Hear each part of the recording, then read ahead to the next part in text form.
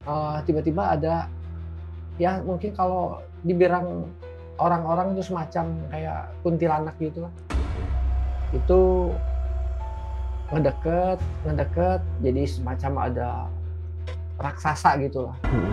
Itu orang yang ngelihat itu, banyak dan mereka itu kalau lewat rumah malam-malam itu lari gitu. Saya berenang ke tengah laut. Sampai capek, saya berharap mati pada saat itu.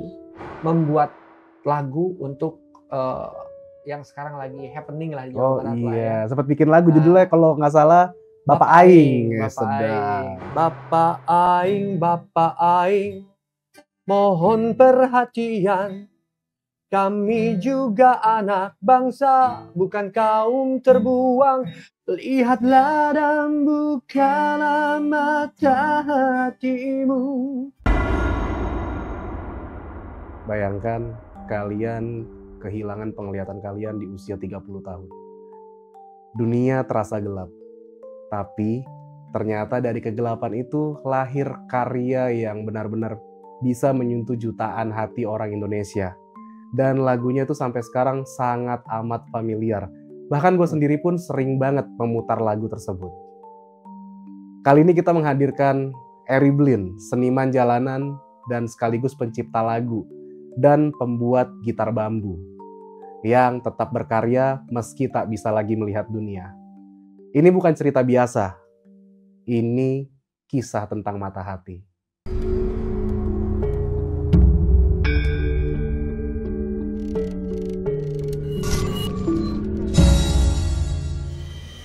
Yo, what's up bro? Balik lagi barengan gue, Irfan Jayani. Dan selamat datang di Omah Bang Bro. Dan pada kesempatan kali ini gue kedatangan narasumber yang memiliki inspirasi itu banyak banget dari beliau. Karena punya karya yang sampai saat ini gue sendiri pun masih sering mendengar dan sekaligus sering banget ngeposting video dengan lagu beliau. Dan orangnya sudah di sebelah gue, mari kita sapa. Halo, Assalamualaikum Kang Ery. Waalaikumsalam, Bang Breo. Gimana kabarnya? Alhamdulillah baik. Masya Alhamdulillah Allah. baik. Dari Bandung nih ya? Bandung.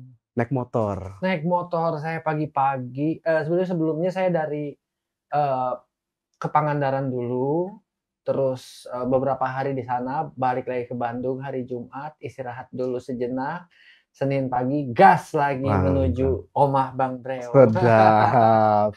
Bareng sama istri tercinta ya? Iya, saya selalu dibonceng ke mana-mana sama istri Luar saya. biasa.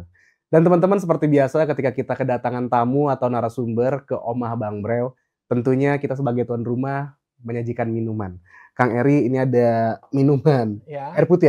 Ini saya tuangin dulu ya, oh sebentar. iya.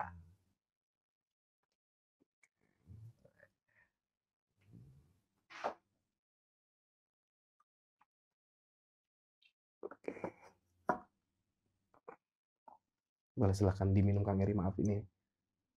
Ini ya. Oke, dari Kendi. Wih, mantap ini. Bismillahirrahmanirrahim. Bismillahirrahmanirrahim.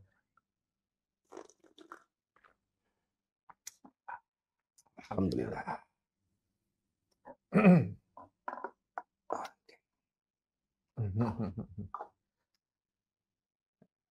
Nah, teman-teman, jadi selain memiliki inspirasi dan juga karya-karya yang banyak memotivasi jutaan warga masyarakat Indonesia, ternyata Kang Ery Blin ini juga memiliki pengalaman yang cukup horor.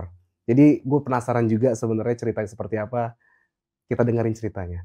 Kang Ery, katanya ada pengalaman horor tuh ya. Gimana tuh ceritanya?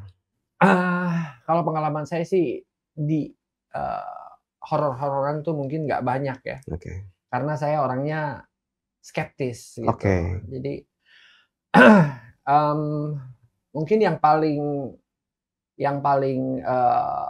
selalu saya ingat lah sampai sekarang, pada saat, saya, di rumah sakit waktu, eee, momen saya mengalami kebutaan, itu, eee, selama di malam kedua itu saya masih belum sadar, masih dalam keadaan koma lah gitu. Eee, itu saya ngerasa saya di tempat tidur, tiba-tiba ada, ya mungkin kalau dibilang orang-orang itu semacam kayak kuntilanak gitu lah. Itu ngedeket.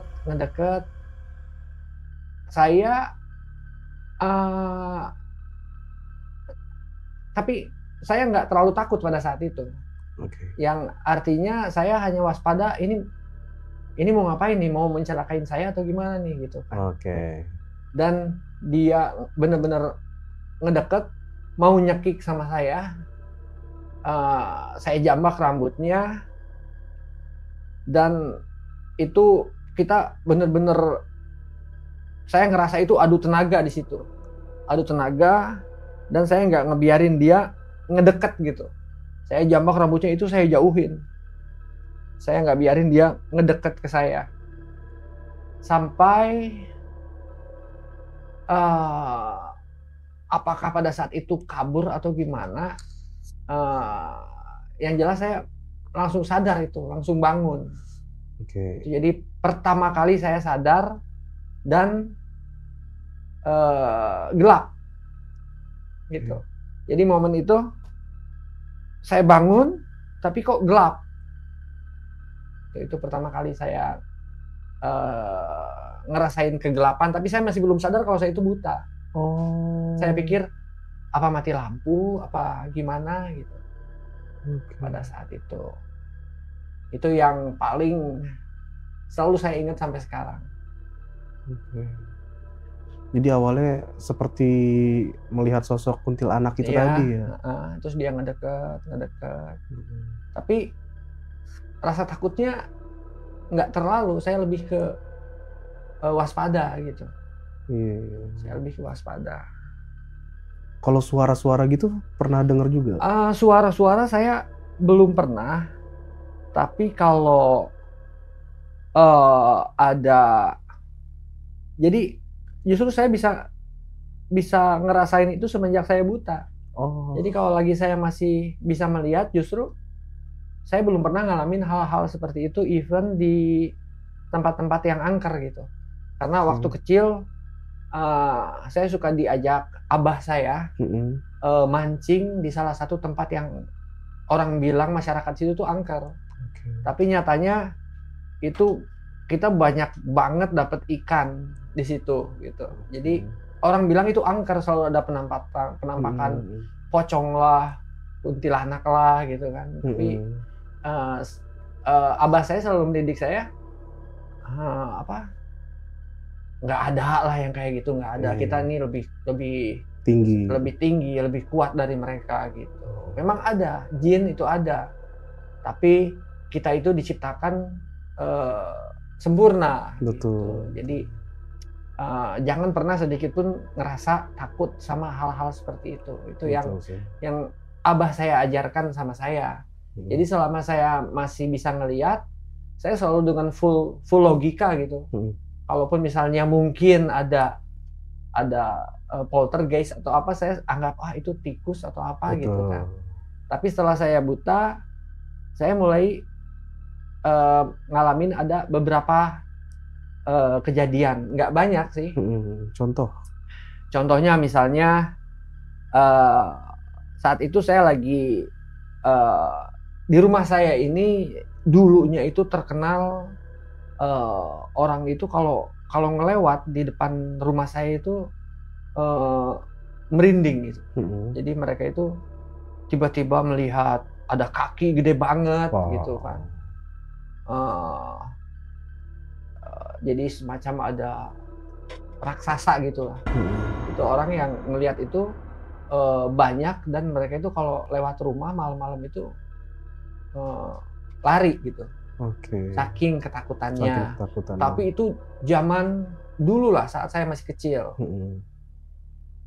Kalau saya ngerasain sih di rumah saya biasa-biasa aja, nggak ada apa-apa lah.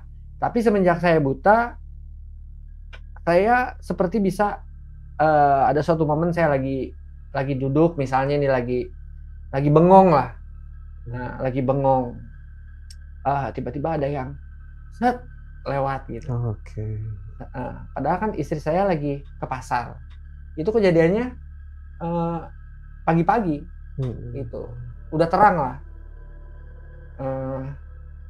Saya panggil, saya kira istri saya, tapi lewat lagi, set, ini istri saya bercandain atau gimana gitu kan, sampai saya pikir mungkin istri saya lagi bercandain, saya tunggu aja, ini lagi bercandain, nanti sebentar lagi dia pasti mau ngagetin saya nih gitu kan. Ternyata tiba-tiba istri saya kletrek buka pintu, assalamualaikum, dari pasar. Berarti yang tadi itu siapa ya gitu kan. Nah itu pengalaman saya di rumah saya yang baru saya alamin setelah saya buta. Setelah buta. Ya. Terus untuk misalnya pernah ada kejadian waktu itu saya baru aja beli rokok. Istri saya ngasih dia seperti biasa sehari kan, pulang dari pasar ngasih sebungkus. Istri saya bikinin kopi dulu, saya nunggu tuh, karena kalau ngerokok itu harus ngopi dulu lah, supaya lidahnya agak udah enakan baru kita ngerokok gitu. Nah, setelah kopinya jadi saya minum, itu rokok saya simpen di meja, itu saya cari-cari nggak ada. Terus saya minta tolong istri saya untuk nyariin juga nggak ketemu. Itu ketemunya kemudian beberapa bulan kemudian tiba-tiba ada di atas kulkas. Kok bisa pindah ya? Rokoknya bisa pindah. Iya. Saya ingat ini kok ada rokok di atas kulkas kapan ya? Karena saya biasa kan kalau ngamen itu kan dapatnya kan nggak banyak, jadi saya biasa nyari rokok yang murah lah gitu, yang nggak terlalu nyedot duit beras gitu kan. Tapi pada saat itu saya ngerokok yang memang agak enakan dikit lah gitu, agak enakan dikit. Ternyata udah lama ketemu lagi di atas lemari, dan saya udah lama nggak ngerokok itu. Bisa pindah. Jadi kalau yang sebetulnya yang sering ngomong-ngomong tentang ngerasain kayak gitu-gitu tuh istri saya. Istri ya, lebih banyak ngalamin ya. Iya, waktu pertama dia datang ke rumah aja, aku tahu di sini ada nenek-nenek, di sini di dekat toren ada perempuan. Ya seperti itu. Bahkan waktu pertama kali, waktu itu kan rumah lagi di rehab, otomatis di rumah itu malam-malam itu nggak ada orang, dan di ruang tamu itu kelihatan seperti ada orang lagi duduk. Sambil saya lewat, pada saat rumah lagi direnov itu saya tinggal di rumah nenek saya yang posisinya di depan rumah saya. Jadi saya lewat, itu siapa, ada orang duduk di ruang tamu, kata istri saya. Padahal nggak ada orang sama sekali. Jadi tukang itu orang-orang situ, jadi biasa mereka kerja pagi, sore pulang. Nah dari situ istri saya suka nyebutin di sini ada anu, di sini ada anu. Kata saya udah itu mah CS gitu kan. Karena ya saya ngalamin selama ini ya asik-asik aja, nggak ada perasaan negatif lah gitu. Ya kalaupun ada ya wajar lah, mungkin mereka juga hidup ya berdampingan sama kita lah. Mungkin nggak kalau yang pas kejadian mancing di tempat yang kata orang angker itu sebenarnya itu cerita orang aja supaya nggak mancing di situ. Bisa jadi. Karena kan ikannya banyak kan. Buktinya Kang Eri mancing sama bokap, iya itu dapat banyak. Itu luar biasa itu. Jadi nggak ada berhentinya. Jadi cek dapat, masukin ke ember, lempar lagi, dapat lagi, masukin ke ember. Itu sampai satu ember penuh itu nggak nyampe 1 jam. Iya, bisa jadi kan itu kan. Orang nakut-nakutin supaya nggak ke situ biar ngemancing. Jadi itu wilayah, jadi pertemuan sungai, bukan sungai ya. Jadi semacam Kali. kali lah. Kalau di kampung itu kan dulu kan saya kecilnya di Pangandaran. Jadi ada pertemuan kali itu, kali yang lebarnya paling cuman 2 meteran gitulah. Dalamnya paling sekitar ya mungkin seginilah. Karena saya juga sering pada saat itu berenang juga di kali itu gitu kan, sambil nyari-nyari ikan. Tapi kalau siang-siang, bahkan siang-siang aja orang-orang nggak berani gitu, karena di situ ada pemakaman keramat di salah satu daerah di Pangandaran. Di Pangandaran itu ya. Tapi kalau saya karena didikan dari abah saya seperti itu, jadi meskipun teman-teman saya takut, ya saya sih positif aja lah gitu. Lebih ke berpikir pakai logika sih ya. Betul, logika dan ya kita percaya bahwa kita benar-benar sudah diberikan kesempurnaan dibandingkan dengan mereka. Betul. Itu sudah mutlak lah itu kan. Ini ngomong-ngomong soal kepercayaan, kita bakal bahas soal Kang Eri percaya nggak sama rezeki itu nggak bakal pernah tertukar. Betul. Percaya nih ya. Percaya. Rezeki itu sudah ditakdirkan. Sudah ditakdirkan. Bahkan sebelum kita lahir pun sudah ditetapkan sama Allah. Tapi ada yang bisa kita cari dengan kerja keras. Itu adalah kewajiban. Betul. Nah ini kita bakal kulas balik nih tentang perjalanan Kang Eri Blin nih. Kang Eri sebelum mengalami kebutaan seperti sekarang, boleh nggak cerita seperti apa sih dulu kehidupan Kang Eri? Saya itu umur 1 tahun sakit panas, disuntik sampai akhirnya kaki kiri saya lumpuh. Jadi saya jalan pakai kruk, tongkat lah gitu. Di sekolah, misalnya saya dibully sama teman-teman gitu kan. Misalnya pincang gitu, saya marah. Saya berantem. Tapi karena kondisi saya seorang disabilitas, berantem kalah.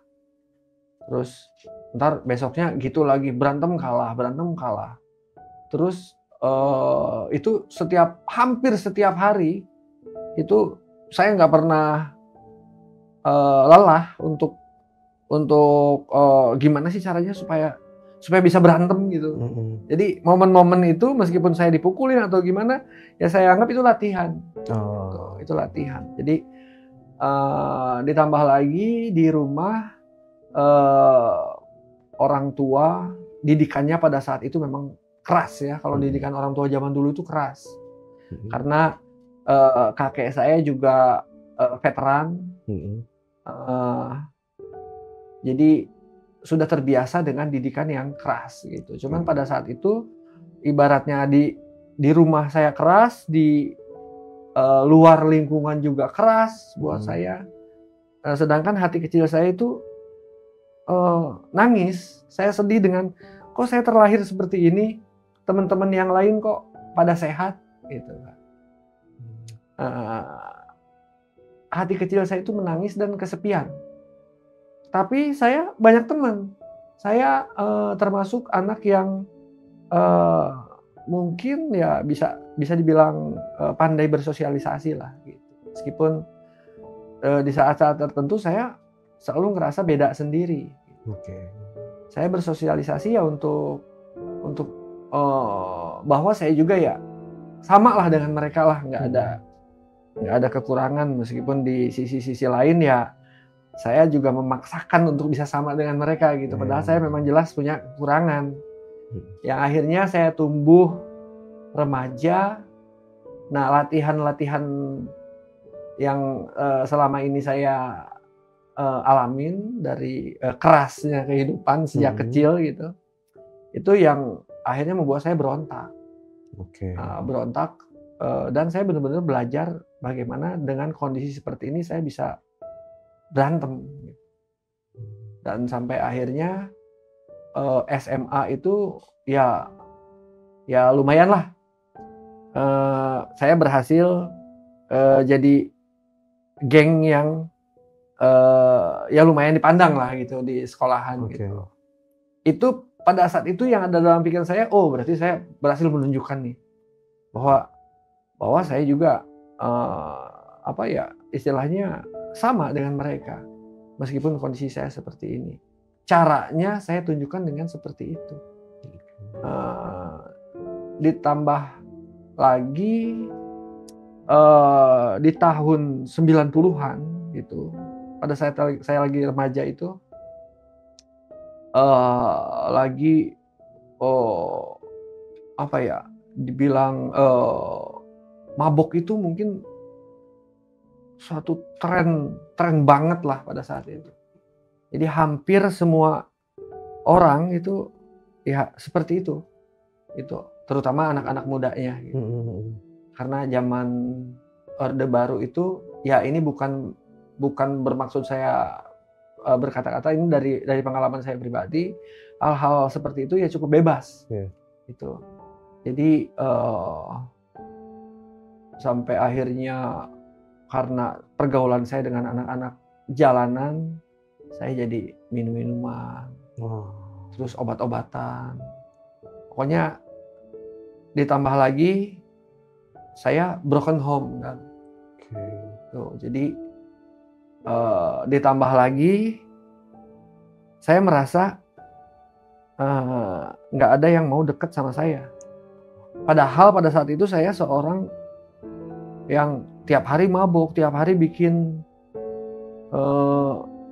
rusuh lah. Otomatis kan mana ada orang yang mau main sama saya gitu kan. Mau laki-laki, mau perempuan, apalagi perempuan mau jadi pacar saya gitu kan. Akhirnya makin terpuruk.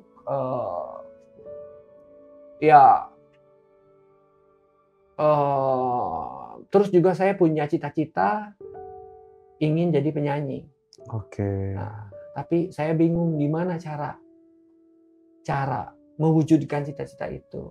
Yang saya akhirnya sempat melibatkan diri dengan teman-teman di dunia musik, sempat juga rekaman, dan itu jadi harapan yang sangat besar buat saya pada saat itu.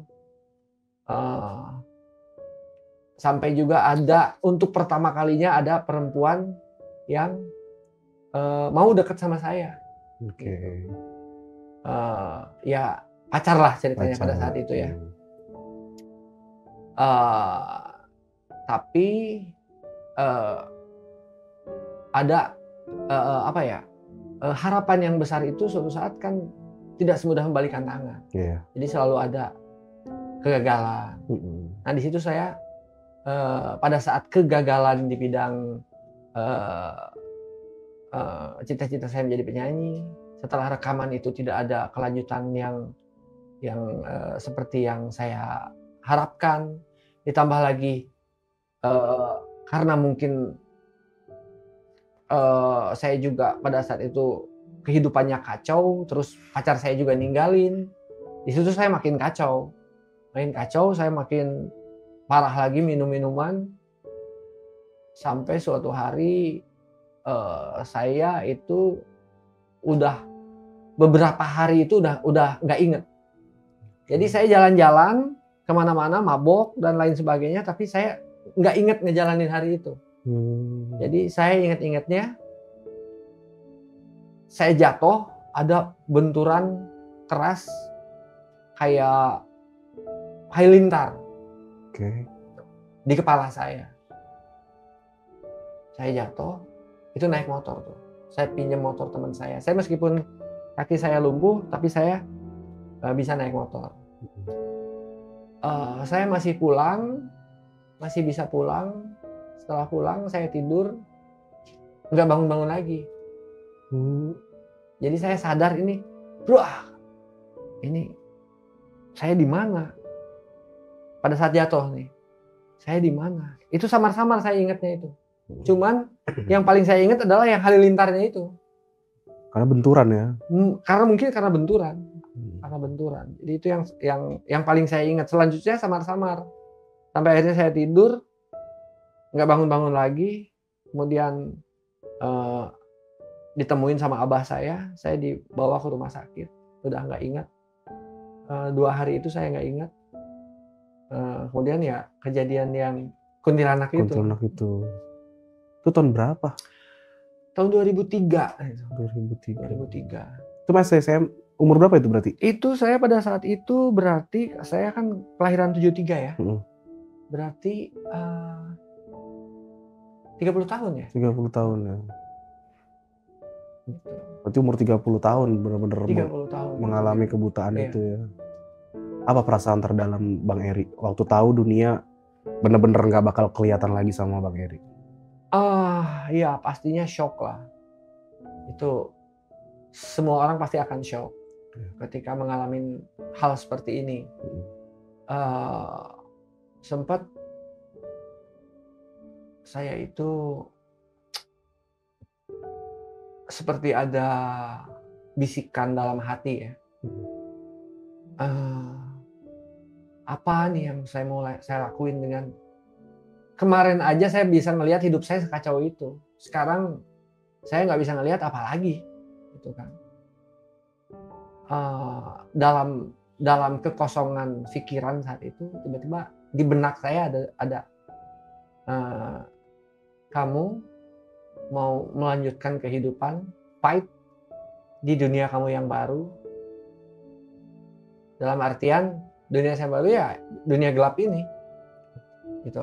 Dengan apapun yang saya bisa, kan saya masih bisa nyanyi. Sedikit saya masih bisa main gitar meskipun karena kecelakaan juga tangan saya itu nggak bisa grip gantung lah gitu. Jadi saya hanya main gitar grip dasar aja. Tapi saya masih bisa nyanyi gitu kan. Nah, atau pilihan kedua ya kamu mati. Oke. Tapi Kang Eri, ini maaf ya Kang Eri ya. Tapi bener gak sih mengalami kebutaan itu tuh emang akibat bisa dikatakan lah kelalaian diri Kang Eri sendiri karena minum-minuman, karena sempat make obat-obatan gitu. Juga ya. Pasti itu, pasti. Karena pada saat itu juga saya nggak tahu kalau efek dari minuman atau obat-obatan itu bisa seperti ini. Akhirnya kepenglihatan ya. Cuman memang di akhir-akhir kekacauan hidup saya itu yang saya ingat nih,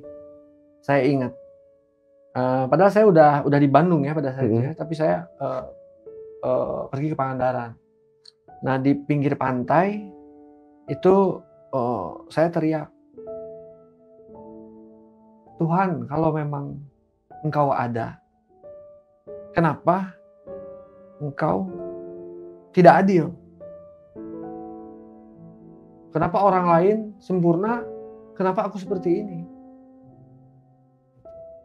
Aku ya nantang lah bisa dibilang. Nantang. Udah ngaco aja sampai nantang Nyeroki dulu segala. Terus saya berenang sampai ke tengah laut. Pakai celana panjang, pakai celana jeans. Pakai sepatu. Saya berenang ke tengah laut. Sampai capek. Saya berharap mati pada saat itu. Tapi ternyata ombaknya bawa saya ke pinggir lagi. Saya itu mabuk berat itu. Cuman momen itu saya ingat.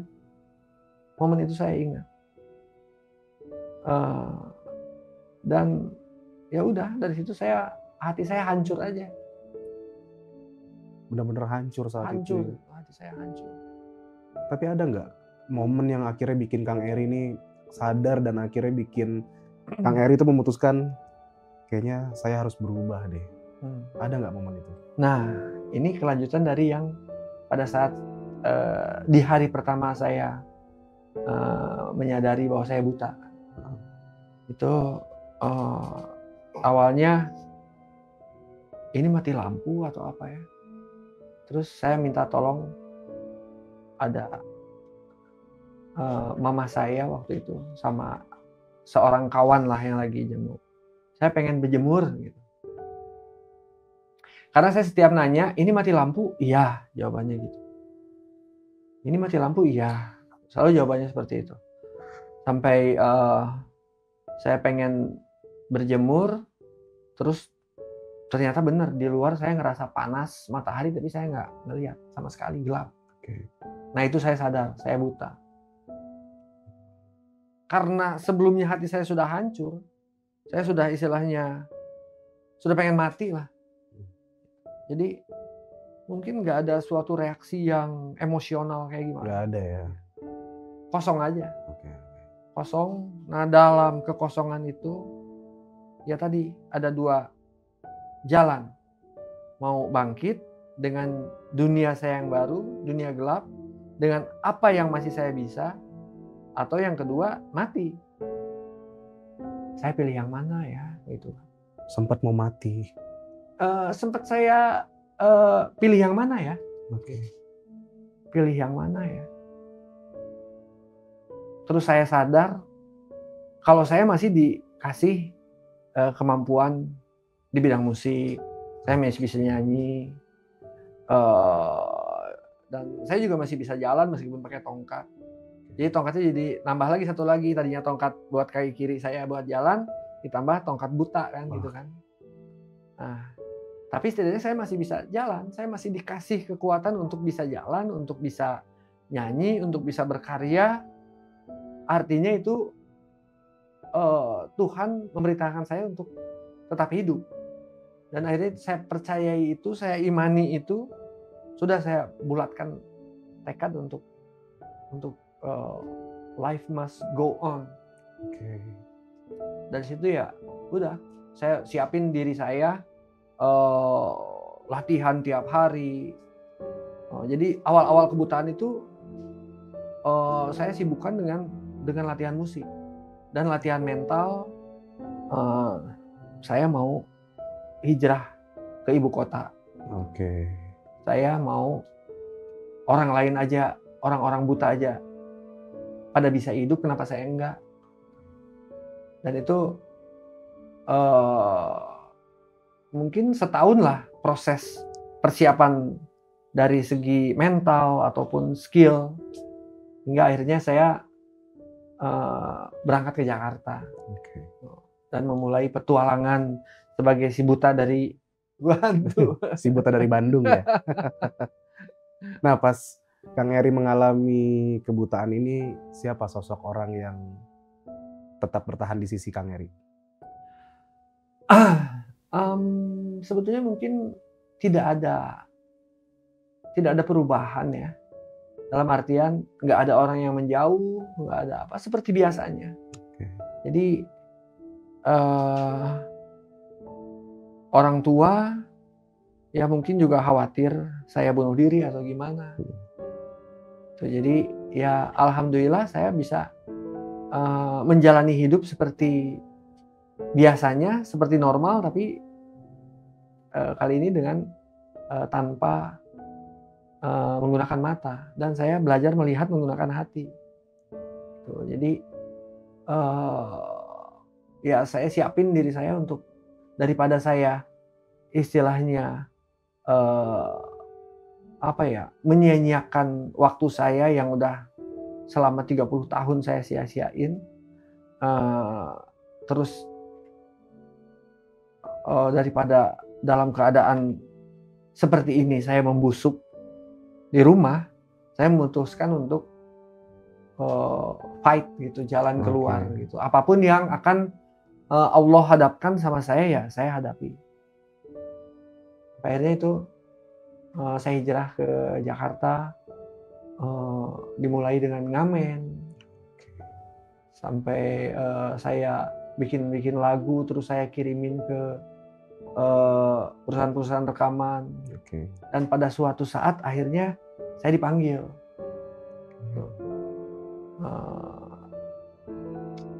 Jadi apa ya? Saya selalu meyakini bahwa suatu saat akan ada suatu hal yang baik dari apa yang saya perjuangkan selama ini. Saya selalu meyakini itu. Berarti emang sudah yakin ya? Sudah yakin. Masih bisa berkarya walaupun dunia gelap. Iya. Yakin karena Bismillah. Bismillah. Selama saya masih dikasih kemampuan ini, dikasih kemampuan untuk tetap berjuang, ya berarti saya harus menjalankannya dengan sebaik-baiknya. Dan lahirlah sebuah karya tadi ya? Lahirlah sebuah karya, dan juga saya sempat rilis di salah satu major label ternama lah di Jakarta. Oke. Alhamdulillah ya. Alhamdulillah. Itu gimana tuh awalnya, Kang Eri? Bisa menciptakan lagu Mata Hati itu? Apa makna personal lagu itu buat Kang Eri sendiri? Sebetulnya lagu ini dari awal-awal kebutaan saya istilahnya belajar berdiri lagi, belajar berjalan lagi. Itu sampai akhirnya saya berjuang, terus juga komitmen untuk pantang menyerah. Oke. Itu semua saya tuangkan di lirik-lirik itu sampai akhirnya ya jadilah lagu Mata Hati. Artinya saya mengalihkan fungsi penglihatan yang tadinya dari mata sekarang pakai hati, mata hati. Tapi kadang sekarang banyak banget di negara Konoha atau di negara mana lah mungkin. Bukan di Indonesia tentunya. Kalau di Indonesia tuh orang bisa lihat pakai mata, bisa pakai hati. Mungkin tapi ada di suatu negara jin mungkin. Iya ya, mungkin ada di sebuah negara orang bisa melihat kesengsaraan tapi tidak terketuk, bahkan tidak sampai ke hatinya. Banyak banget itu di luar sana ya, bukan di Indonesia. Iya, itu banyak banget. Bahkan juga sering saya alami. Oke. Sering saya alami. Jadi istilahnya tega lah.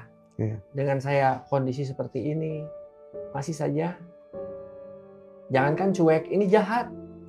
Gitu. Kejahatan. Cuek masih mending, ini jahat. Oke. Misalnya duit ngamen saya dicuri. Astagfirullahaladzim. Atau saya lagi ngamen diusir. Dan ya itu terus berulang gitu kan. Itu terus berulang. Artinya di dunia ini ya ada kebaikan dan juga lawannya. Itu ya itulah dunia. Itulah dunia. Jadi kita mau milih yang mana ini? Betul. Bahkan tidak bisa di dunia ini itu orang baik semua juga nggak bisa. Nggak bisa. Memang jadi ada, ini kita di spoiler dikit, ada cerita dulu di zaman Nabi ketika ada satu orang yang bilang, ya Allah kenapa nggak dibikin aja semua orang tuh cuman ibadah. Akhirnya sama Allah dibikinlah satu hari full orang cuman ibadah. Nggak ada yang dagang, nggak ada yang bikin kejahatan, semua orang full untuk ibadah. Apa yang terjadi? Akhirnya tidak ada perputaran ekonomi di sana. Karena semua orang fokus ibadah. Jadi memang dunia itu dibikin Allah lengkap. Iya, betul. Berpasang-pasangan itu tadi. Bahkan di ayat Quran ada siang, ada malam, ada cantik, ada buruk, dan seperti itulah. Betul. Dan satu hal, ketika kita menyikapi kejahatan orang sama kita jangan berpikir atau jangan membenci orangnya. Gitu. Jadi saya lebih berpikir bahwa Allah menurunkan orang-orang ini untuk menguji saya. Gitu. Jadi saya nggak pernah istilahnya menyimpan dendam di dalam hati atau gimana. Enggak. Justru saya bersyukur Allah memberikan ujian sama saya dan saya sampai hari ini saya masih bisa berjalan, masih sehat, masih bisa berjuang. Ya, alhamdulillah. Alhamdulillah ya, Masya Allah. Jadi semua itu ya besi itu untuk menjadi sebuah pedang itu harus dibakar, ditempa. Itu kan filosofinya dari itu. Filosofinya dari itu. Orang tidak akan kuat kalau tidak melewati berbagai rintangan. Dan tidak ada yang instan. Tidak ada yang instan. Kecuali mie. Mie pun itu masih ada proses. Buka bungkus, ambil mie-nya, masukin ke panci, direbus. Gitu ya. Masih ada proses. Jadi di dunia ini nggak ada yang instan sih. Kayak gitu. Jadi bisa dikatakan perintis juga ya, Kang Eri ini ya. Untuk karirnya sendiri kan mulai dari bisa dikatakan bawah banget ya. Dari yang terpuruk sampai akhirnya nyiptain lagu yang itu ada kontrak sama Trans7 ya waktu itu ya, Iya. program orang pinggiran ya. Program acara orang pinggiran. Itu saya inget banget kalau habis mandi sore-sore pasti nonton itu saya sambil makan Indomie. Nah, Indomie masuk nih sambil makan. Sampai ada lagu juga buat ini ya, Titu ya waktu itu ya. ya, Jangan lebay. jangan lebay. Kalau nggak salah tuh gue gimana lagu malu bukan ya? Please deh, Oh iya, jangan itu. lebay. Itu ciptaan Kang Eri itu Iya, ya. ciptaan saya. Itu kan nuansanya beda banget nih ya Iya, sama si Mata Hati tadi. betul. Ada cerita nggak di balik penciptaan lagu itu? Nah, jadi setelah saya masuk ke industri musik, otomatis saya dituntut untuk profesional. Oke. Dalam artian sebagai seorang pencipta lagu, saya harus melihat karakter ini yang mau saya bikinin lagu siapa nih. Oke. Kita sesuaikan dengan karakternya gitu. Jadi mungkin saya nyanyiin lagu Mata Hati ya itu karakter saya. Tapi Oke. ketika menciptakan lagu untuk artis lainnya ya sesuai dengan karakter yang akan bawain lagunya gitu. Luar biasa. Dan lagunya terkenal ya itu ya. Ya alhamdulillah jadi Please deh, jadi hit jangan- singlenya pada saat itu. Dari mana sih inspirasi terbesar Kang Eri nih saat menciptakan lagu, visual, suara ataupun rasa? Ada nggak inspirasinya? Ya itu dari karena ya setelah buta itu kan saya ibaratnya mengembara lah. Mengembara, jadi banyak kejadian yang saya temuin dan itu semua jadi inspirasi. Saya ketemu dengan apa istilahnya orang-orang yang seperti ini, orang-orang yang happy, orang-orang yang apa istilahnya prihatin. Itu semua ya itu semua jadi inspirasi saya. Jadi inspirasi itu tadi ya. Luar biasa nih lagunya. Itu sampai sekarang masih banget sering saya kadang buat Instastory aja pakai lagunya Kang Eri. Luar biasa memang karyanya. Alhamdulillah. Apa yang waktu itu Kang Eri rasain saat ngamen di jalan, terus pernah dapat perlakuan yang tidak menyenangkan lah buat Kang Eri? Nah itu, jadi normal, manusiawi, kita pasti ada perasaan nggak enak lah di hati lah.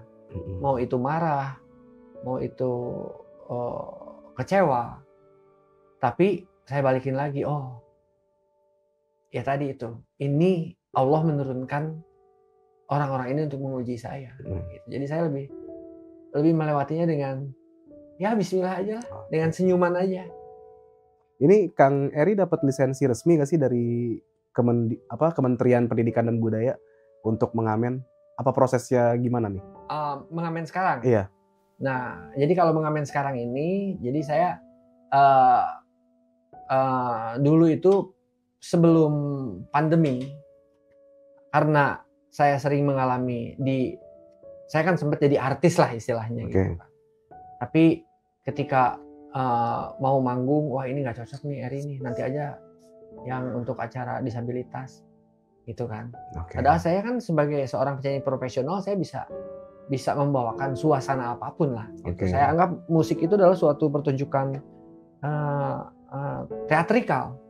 Jadi saya bisa membawakan berbagai jenis lagu sesuai dengan pembawaannya dari masing-masing lagu tersebut. Nggak cuma sedih-sedihan, tapi saya juga ngerok, saya juga lagu-lagu beat yang bersemangat gitu. Tapi selalu, wah ini nggak cocok nih, nanti aja acara disabilitas.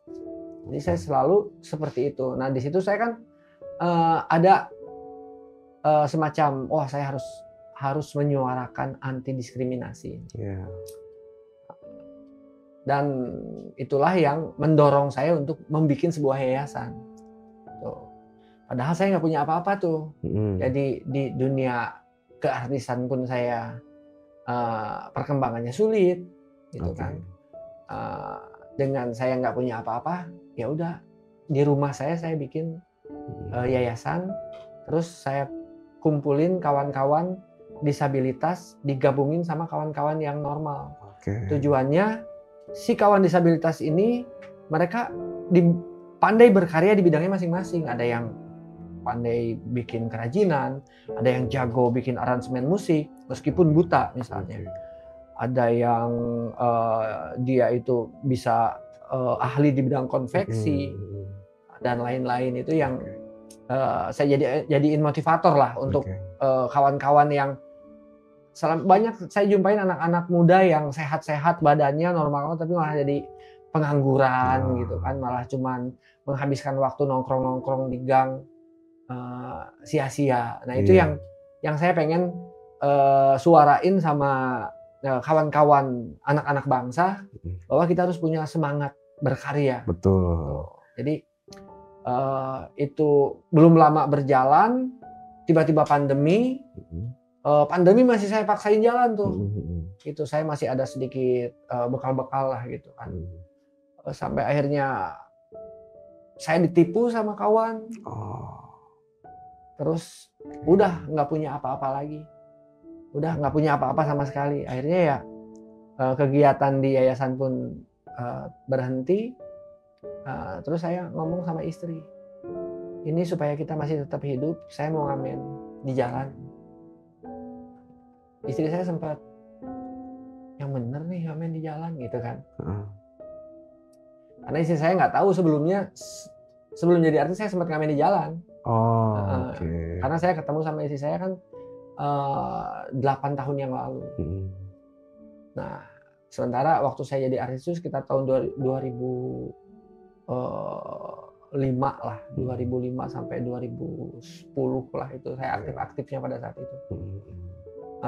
Jadi saya bilang sama istri saya, kamu kalau malu ngikutin saya ngamen ya silahkan, gitu kan.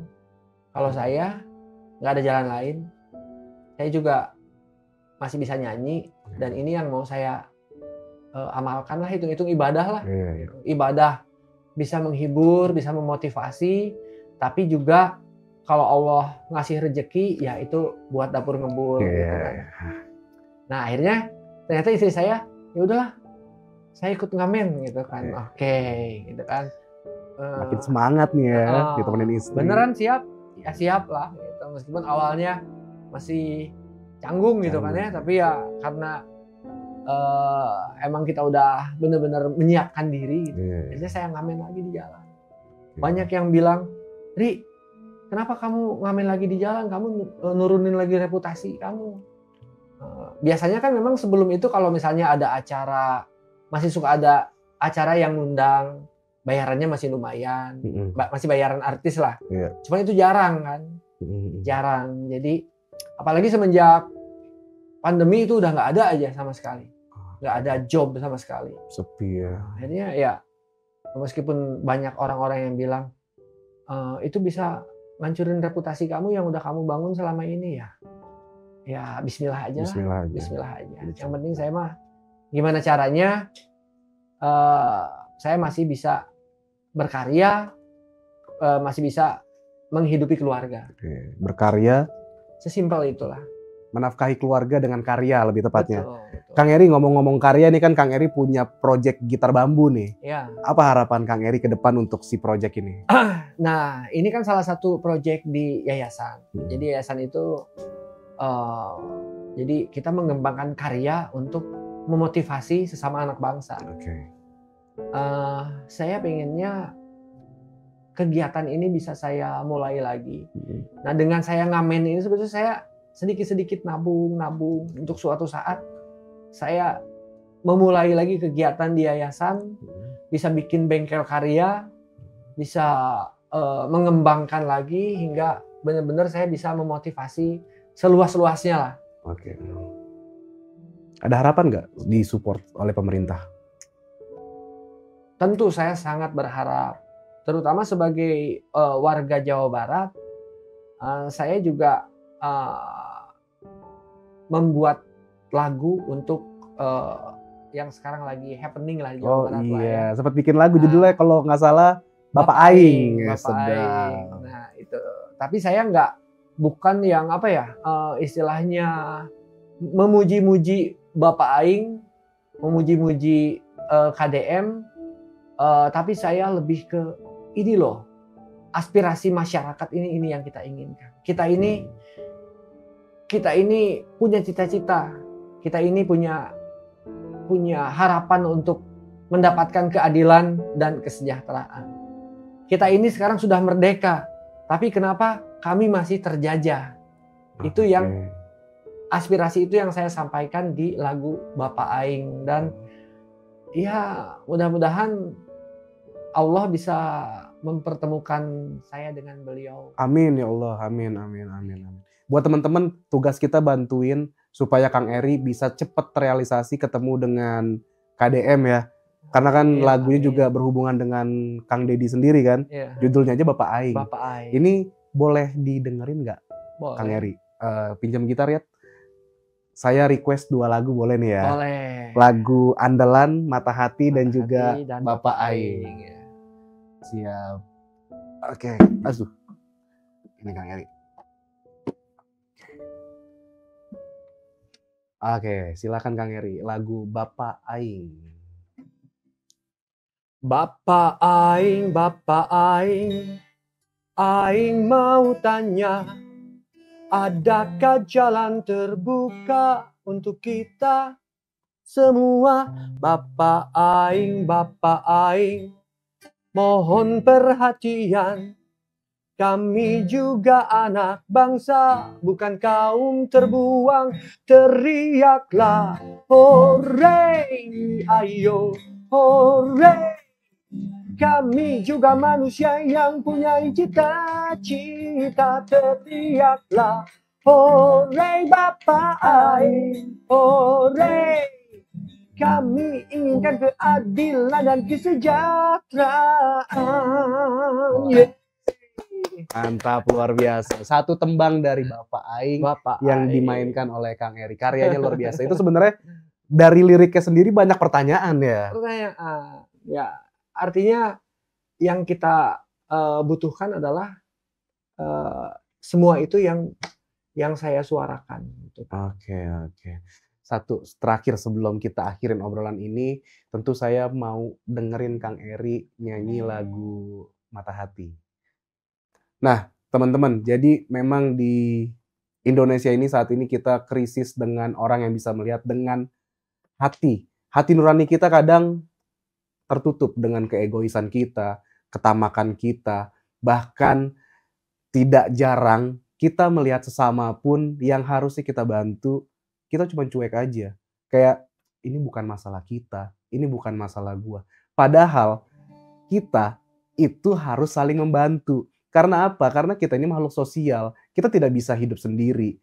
Kalau kita melihat orang lain kesusahan dan kita cuek aja, berarti mata hati kita sudah dibutakan. Apa bedanya? Ketika kita bisa melihat dunia, tapi kita tidak bisa melihat sesama.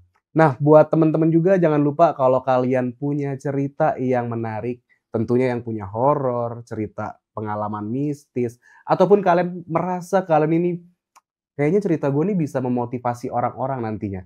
Kalian boleh banget komen di kolom komentar, atau juga kalian bisa DM ke Instagram di sini, atau juga kalian bisa kirim email ke sini. Dan buat teman-teman yang belum subscribe, jangan lupa di-subscribe dulu. Dan satu lagi, kalau kalian bisa di-share video ini supaya Kang Eri bisa menyampaikan aspirasi lagunya, liriknya, itu langsung ke Bapak Aing atau KDM. Terakhir, buat teman-teman, mari kita dengarkan lagu Mata Hati. Meski derita tak